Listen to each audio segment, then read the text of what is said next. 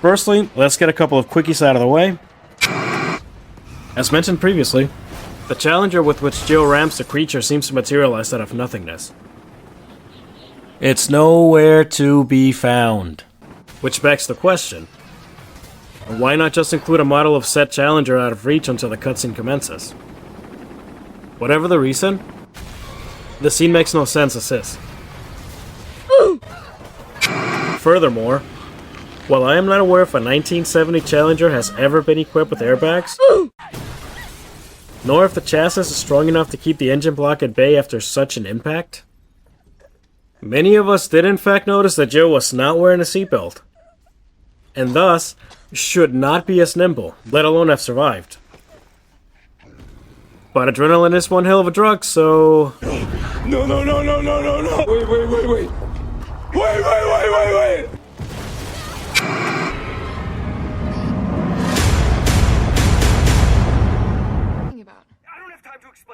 Many players and commentators have expressed their disbelief that the mighty one-word spewing magnum opus of Umbrella Pharmaceuticals' bioweaponry can be stopped dead in its tracks by... a bookcase.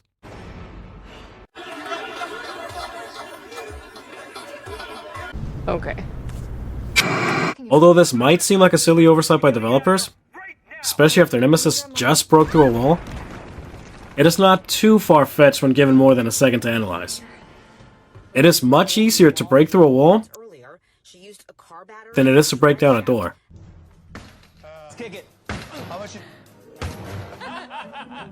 Even for tyrants. Whereas breaking through a wall is much easier, it tends to create a less than desirable pathway and can disorient the traveler with concussions or dust and debris strewn about. A door typically prevents that hassle. Most doors are meant to operate as the primary entry and exit ways of an area. When operated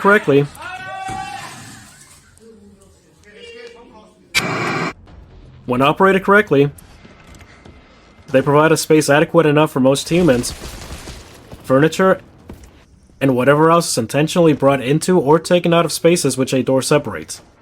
Doors, and their close relatives, the windows, doors, are entry and exit points of not only authorized passerbys, but also of those of more nefarious lifestyles. Let me in! Thus, doors are made heavier and are reinforced to provide added security to the exposed yet essential pathways. At least, that's how doors tend to operate in our universe. Maybe the physics behind doors is different than the Resident Evil universe. If only we had some evidence to cite and with which to compare this scene. A few moments earlier.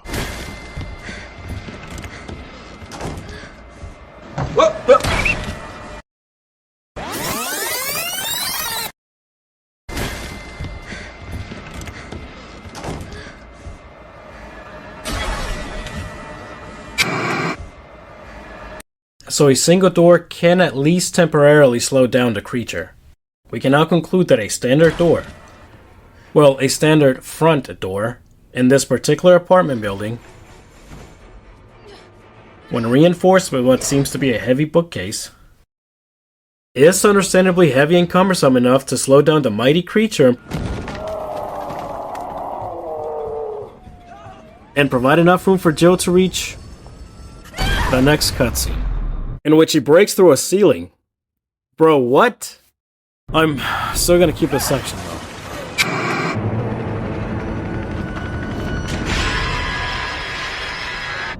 So in Resident Evil 3 Nemesis, there's a snippet of a conversation that Joe has with fellow survivor Dario Rosso, We've got to get out of here. in which he partially explains the reason behind his current cowardice. What do you think you're talking about? I just lost my daughter out there! Some say that this lady is his daughter,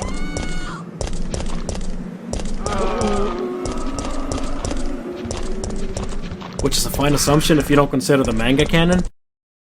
Long story short, Dario has a daughter as well as a wife. Correction, had. Meaning that Alley Lady could pass as either or.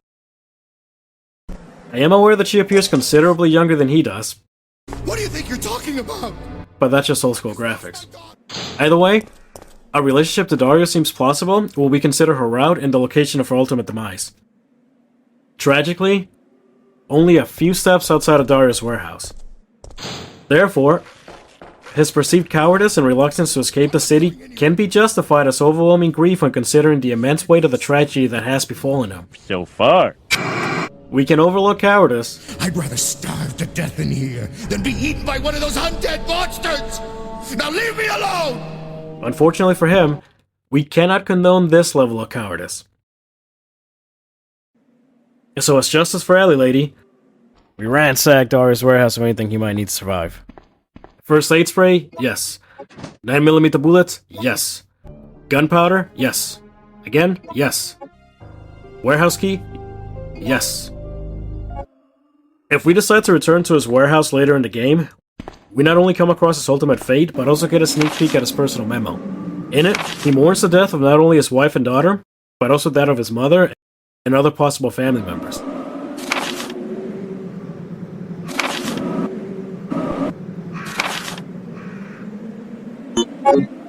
Either way, Resident Evil 3 Nemesis Dario sounds and looks like he's seen some traumatic things. I mean, just look at this guy. Thus, justifying his reluctance to leave the quote-unquote safety of the warehouse. Hold up. What if we don't consider the manga canon to the game storylines? Then that means that his presence outside of the shipping container could indicate that he eventually overcame his grief and fear, put himself back together, and decided to escape the city after all, but didn't manage to get very far. Or his warehouse was overrun by zombies after we left his front door unlocked. See, this is why you need sturdy doors. And when and if he did try to fight back, he realized that he was unable to, because his survival items were gone. Damn. My bad, bro. Regardless of what transpired before we met him at the water frolicking through Raccoon City, his in-game storyline is marred in tragedy, invoking sympathy from the player. While we do not see Joe and Dario's initial meeting in Resident Evil 3 Nemesis, we get no indication that he's selfish, at least in-game. Nor that he shoos Jill away at any point. His cowardice being alluded to being mere reluctance. Resident Evil 3 Remake's Dario is also quite cowardly and abrasive. This time around, however, he doesn't explain anything beyond his resignation to remain inside of the shipping container. No backstory, no allusion to family members lost to monsters. I'm a police officer. I'm here to help. His only words being, Oh yeah, you've been doing a bang-up job. You want to help? Go handcuff yourself to one of those freaks. I'm not going anywhere. I'd rather starve to death in here than be eaten by one of those undead monsters. Now leave me alone. What safety? I'm not going out there. his attitude in this reimagining is a lot more scummy and straightforwardly insulting. Get your own, Missy. Missy? He's so illogical in the remake that after a brief interaction, Jill is just fine leaving him behind. Sir, this is your last chance. Leave me alone. We don't even return for him after encountering the UBCS. And mind you, his warehouse is only a couple of blocks south of the Redstone station. But staying in the scene, he remains fixated on hiding inside of the shipping container, even though he just saw a helicopter, Come on, there's a helicopter waiting to take you to safety. and heard the pilot explaining the pickups currently being conducted at the parking garage, which is right across the street from his warehouse. You're telling me that this cowardly tub of lard isn't the type to shove women and children out of the way to secure himself one of the limited seats on that chopper? Did I show you this comic yet? Different canon, I know, but it supports my point. Resident Evil 3 Remake Dario isn't very likable, relatable, nor does he inspire any sympathy. What's that? And sure, his probability of survival would have been extremely low here, and here, and here, and most definitely here. Serves you right. And while we do hear a nod to Alley Lady in an alley a few blocks ahead, Something tells me that there might be little to no relation in this iteration. Oh, I'm a poet. Anyway, I have to go. I love you. Bye.